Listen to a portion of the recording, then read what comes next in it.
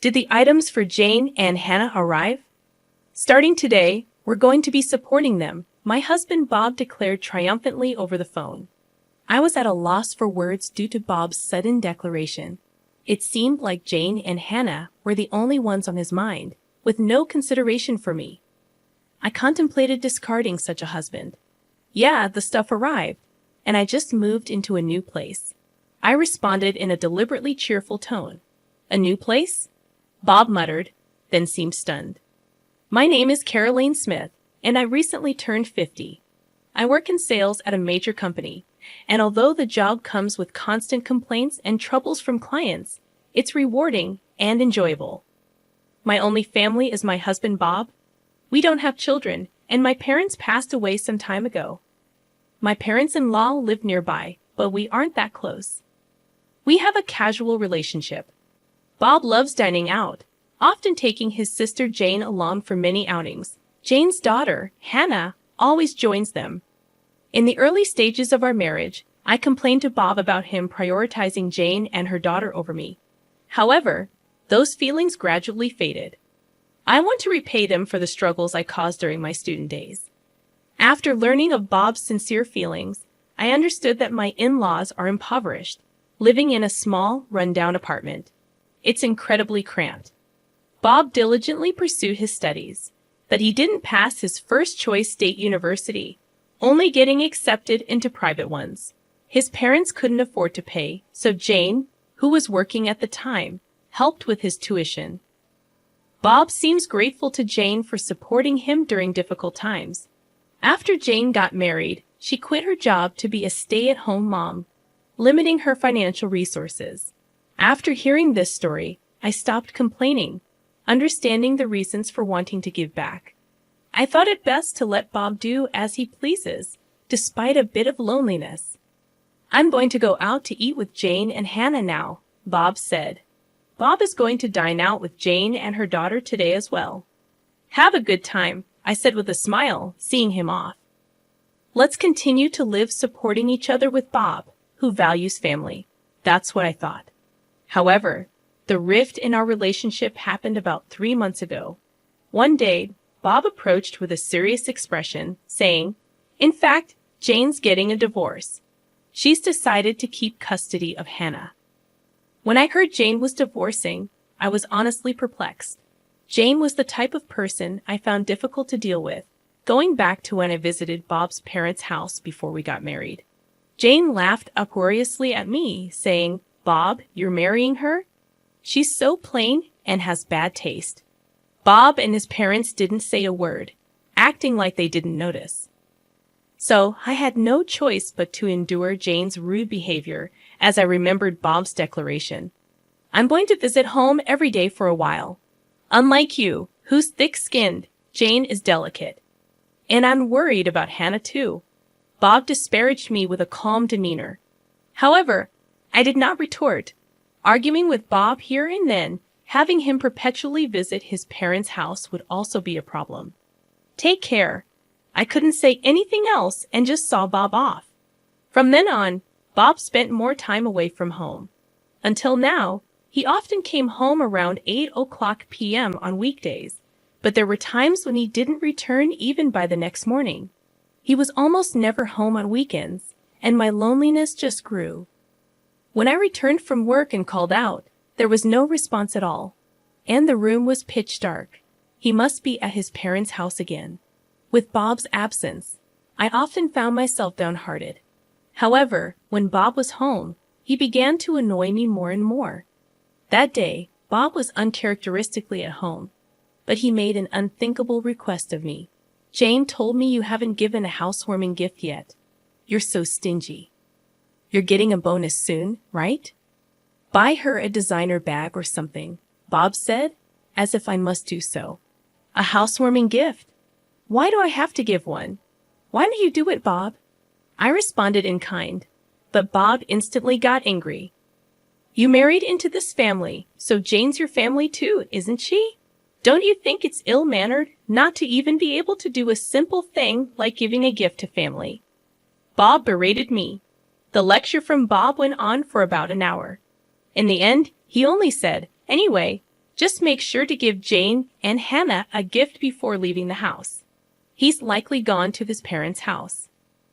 I've never received anything from Jane, I murmured quietly. A few days later, I got a call from Jane. Hello, you heard from Bob, didn't you? You really don't think things through.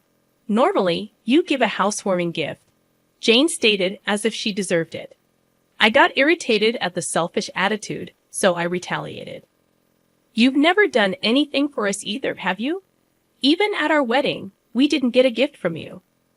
During the wedding, Jane said with a smile, We're family, so we don't need a wedding gift, right? And handed over an empty gift envelope. But there's nothing inside, is there? I asked. Even when I asked, Jane put on an innocent face. I did buy the envelope, right? I'm so nice, aren't I? Jane said with full confidence. I was at a loss for words at Jane's utter lack of common sense, and Jane had absolutely no restraint. She heartily ate the wedding meal and drank several drinks outside of the course. Even when I handed Jane the catalog gift for the guests, she complained, Aren't there any luxurious items? If there were, I could take home several. Caroline, you really don't think things through. That was the outcome, with her complaining like that. Remembering all that, Jane replied with a scoff, You're my brother's wife. I don't need to give you anything, do I? You're the lowest in our family hierarchy. Rather, it's only natural for you to honor me. If you understand, go buy a new designer bag quickly. I was astounded at the way Jane spoke, unable to say anything. Hannah strikes up a conversation. Caroline, make sure you buy my bag too. It has to be the one exclusive to the Fifth Avenue store, or I won't forgive you. Bye, Hannah. Laughing loudly with a ha-ha-ha. Hung up just like that. Unbelievable. Why am I the only one who has to endure this? I heaved a big sigh. After that, Bob just stopped coming home.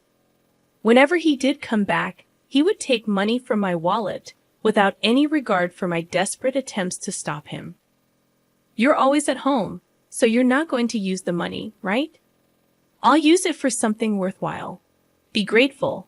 Waving a few bills, Bob left the house. I couldn't take this anymore. I was becoming worn out from Bob's selfish actions. Then one day, the doorbell rang, and I opened the front door. Hello, I said, and someone who appeared to be a mover said, Is this the residence of Mr. Bob Smith? We'll start moving the stuff right away, and began bringing a multitude of boxes into the house. I hurriedly tried to stop him, saying, Wait a minute, we didn't order this. However, the mover responded with a slight troubled look. It's Mr. Bob Smith's residence, right? We received a request directly from him. Perplexed by the mover's reply, I immediately called Bob. Fortunately, Bob answered right away. In the background of the call, I could hear the crude laughter of what seemed to be Jane and Hannah. I confronted Bob. There are movers here bringing box after box into our house. What's going on? Then, Bob said something completely unexpected. Oh, did the stuff for Jane and Hannah arrive? From today, we're going to be supporting them. I don't need your opinion, got it? Bob declared triumphantly over the phone. In the background, Jane started to speak. Welcome aboard. Since you don't have kids, you must be thrilled to take care of our Hannah, right? Be grateful. Hannah voiced her displeasure with a tinge of offense. What? This old lady is going to be like a parent? So embarrassing. I can't tell my friends. I was at a loss for words due to Bob's sudden declaration. Surely the in-laws' house must have become too cramped, prompting Jane to plead with him. Our house is bigger and has spare rooms. No doubt they were requested by Jane and Hannah, who knew about this. It seemed like Bob only had Jane and Hannah on his mind. There was not a shred of consideration for me. I might as well discard such a husband. I made up my mind as I remained silent. Bob continued to issue orders. Additional baggage will arrive in a week. I bought new furniture for Jane and Hannah online, so make sure to get things sorted out. We'll stay at our parents' place until then. We can't live in a room scattered with boxes. Bob said so with a laugh. Hey, isn't this too pitiful for Caroline? She has to sort out our stuff all by herself. Jane was also snickering. It's our precious belongings. Handle them with care. Hannah had the audacity to demand. I wanted to hang up this call so badly. All right. I simply said that and immediately hung up the phone. Right after hanging up the phone, I swiftly sprang into action. A week later, Bob called again. Did the additional baggage arrive? Did you tidy up the room properly? Bob probably wants to know the current state of the house. He seemed somewhat anxious. Unable to calm down, so I smiled sweetly. Yep, the stuff arrived. And I just moved into a new place. I responded in a deliberately cheerful tone. Ha, a new place. Bob muttered, and then was stunned. In fact, on the day Jane and Hannah's belongings first arrived, I promptly sprang into action and headed to a local real estate agent, directly negotiating to find a place to live. Initially, they declined, stating it was impossible, as most places require renovations before moving in or have handover procedures, meaning you can't move in on the same day.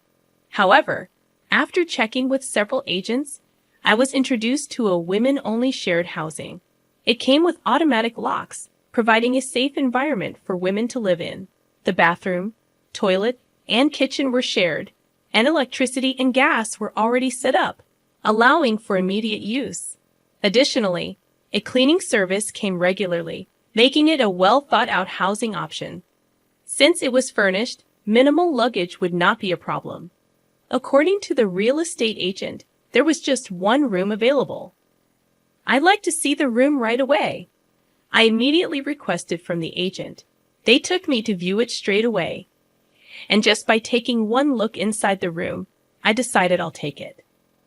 When I shared this story, Bob was visibly shaken, even over the phone. Moving out on your own is utterly unreasonable, isn't it? We're a married couple. Apologize to me right now and come home, Bob scolded me. Jane, perhaps shaken, hysterically asked, What's happening with our room? Hannah too yelled angrily, Don't mess with us, old hag. Wang didn't rebut. Bob said, as if he thought of something clever, Do you think it's okay to do such a selfish thing? If we get divorced, you'll be the one in trouble, you know. That's right. With your age and looks, you won't find another suitor in the future, right? You're just a plain old lady. Your future is looking pretty bleak. How pitiful. Serves you right, Jane said, sounding rather pleased. In the background over the phone, Hannah was laughing and saying, The old lady's done for. At that moment, Bob said, sounding smug, If you apologize to us sincerely from now on, I'll forgive you. Unlike you, we're kind after all, he snorted through his nose, laughing. In the background of the call, Jane and Hannah were shouting in agreement, so I decided to set the record straight. Actually, Bob should be the one apologizing, don't you think?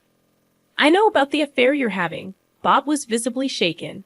The truth is, Bob had been cheating for over 3 months. The other woman was a colleague from his workplace. How did you find out? I thought I'd been utterly discreet. Bob asked, his voice trembling with fear. He must have been so sure he wouldn't get caught, so it wasn't surprising he reacted that way. Being the kind-hearted person that I am, I decided to tell him. I hired a private investigator just in case, because you've hardly been home, right? I thought maybe you were cheating. Good thing I trusted my instincts, and since Bob stayed silent, I just kept on going. I was shocked when the PI got back to me. They finished the investigation in 3 days. You were seeing her every day, huh? Those meals out with Jane and Hannah were only on your days off, it seems, I said, laughing. According to the PI's findings, Bob had been gallivanting around with his mistress every day after work. The money he'd likely been taking from my wallet must have been for her. Bob and his mistress were often close together, making it easy for the PI to get good pictures. I'm going to divorce you, Bob, and I'll be demanding alimony, and, of course, from your colleague, the mistress as well. Expect a certified letter at your office. Smirking at Bob after receiving the PI's results, I headed straight to a law firm. Even the lawyers seemed rather taken aback by the conclusive evidence I presented. How dare you? Bob spat out, clearly irate. When the certified letter arrives at the company, Even without opening it, they'll probably have a pretty good idea of what's going on. It's not just going to Bob, but to his mistress at the same company. Surely, everyone at the office will find out about their affair. Hey, Bob, are you okay? The situation has taken a dark turn, and Jane sounded anxious. Jane must have been planning to have Bob and me take care of life's chores for her, intending to lead a leisurely life. Jane has a long history of being a housewife, and it's unlikely she can start working now. Bob is the only one to rely on, and it can't be helped, I guess. Bob, what are you going to do? I haven't worked a day since graduating from high school, and there's no way I'm doing a part-time job now. Hannah seems slightly troubled as well. Even when Jane and Hannah blame him, Bob remains silent, unable to say anything. I delivered a further blow to Bob. Bob, you probably haven't saved any money, have you? It said in the investigation report that you've been generously spending on your mistress, even bought her the new designer handbag. Maybe you're in debt too. I dropped a bomb, and whether Bob is shaken up, he can't find the words. Ignoring him, Jane is yelling at him. What? You don't buy them for me. But why did you get them for your mistress? Are you kidding me? Plus debt? How much do you owe? I hate you, Bob. Even though I begged so much, you never bought me anything. Hannah also scolds Bob in a high-pitched voice. On the other side of the phone, Jane and Hannah are noisily complaining. Caroline, I really am sorry, so please handle these two somehow. Bob pleaded with me in an exhausted voice. But I have no intention of forgiving Bob. Why don't you deal with it yourself? I'm not involved, and it's what you deserve. Better tell your mistress soon. If you dilly-dally, a certified mail will reach your company, you know, I said to Bob with a smirk. Damn, Bob seemed frustrated. Ignoring such a Bob, I spoke. Well then, do your best, and please give me plenty of alimony. I hung up the phone right there. After hanging up, there were several calls from Bob, but I ignored them. Let Bob and Jane struggle as much as they want. I muttered quietly and set Bob's contact to block incoming calls. After that, my divorce with Bob was finalized. Initially, Bob resisted because there was dual income. Until now, Bob could afford to live even while he just messed around. With just Bob's income, maintaining the lifestyle we've had until now is certainly not feasible. It seems like Bob understands that, which is why he doesn't want to divorce me. However, I have decisive evidence of Bob's infidelity. Ultimately, I conveyed to him that I have absolutely no intention of reconciling, and that I will take legal action if he doesn't agree to the divorce any longer. With that, Bob, hanging his head down, said, I'll agree to the divorce, and stamped the divorce papers. So I demanded alimony from Bob in settlement for emotional damage from his partner. The amount was determined while being informed about the going rate from my lawyer. I believe it's a fair amount. In fact, Bob's partner paid it promptly. Apparently, she borrowed it from her parents after explaining the situation. However, it was a steep amount for Bob. Can it be reduced? Even though he said that numerous times, I ultimately rejected Bob's request during the meeting with our lawyers at the law office. How about I add on the money you stole from my wallet? I cheerfully asked. Bob turned pale as a ghost. That amount is fine. In the end, Bob, trembling, agreed. After that, both Bob and his partner resigned from their company. The reason was that their affair was exposed within the company. It seems that the delivery of a certified document brought attention to the relationship between the two. Even if the contents of the envelope were unknown, an envelope from a divorce law office tends to be pretty self-explanatory. One can generally guess what's inside.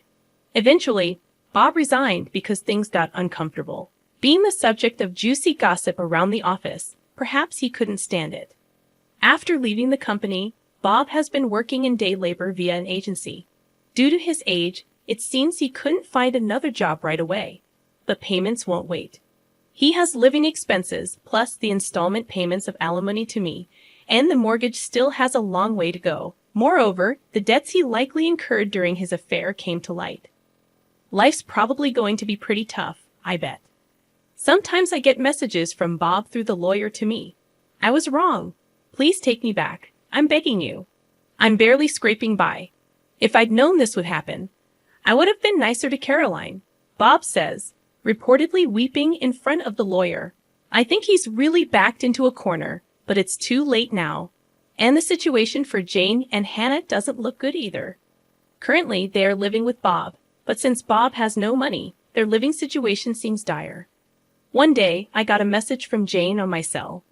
I had blocked Bob's number, but I hadn't blocked Jane's. Seems like that backfired. Wondering what she could possibly want now, I answered the call. Hello, and the moment I answered, Jane begged me, please help us. We're living with Bob, but he has no money, and our electricity and gas are going to be shut off. We don't even have anything left to eat, Jane spoke in an exhausted voice. I was surprised that their living situation had become so desperate, but I had no intention of helping, so I brushed Jane off coldly. Why don't you work? You're healthy, aren't you, Jane? You used to work back in the day, right? Then Hannah, presumably next to Jane, spoke up. Caroline, isn't that harsh? You're working at a major company.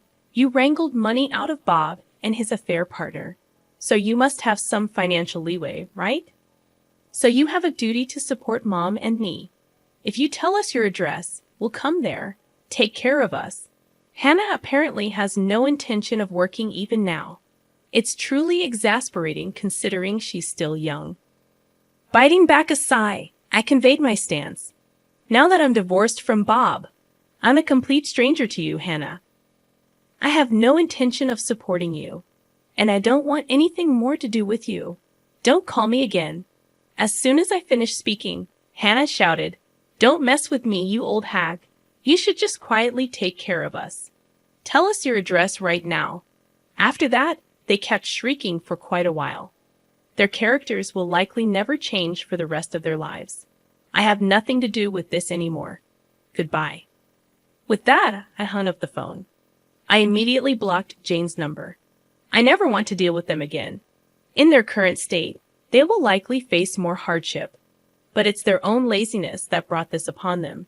I think it's fine if they continue to suffer. A year later, I decided to move out of the shared housing. It's a bit sad to leave where I made friends. The reason I'm leaving this fun and lively place is because I decided to adopt a dog. I met the dog at an adoption event a dog-loving friend invited me to, and I went along. That's where I had a destiny-filled encounter. While other dogs were being friendly with various people, this dog was different. It stared at me intently the moment our eyes met. I thought this dog might need me. After that, I attended the adoption events many times and deepened my bond with him. After several visits, joyfully, I was allowed to adopt him.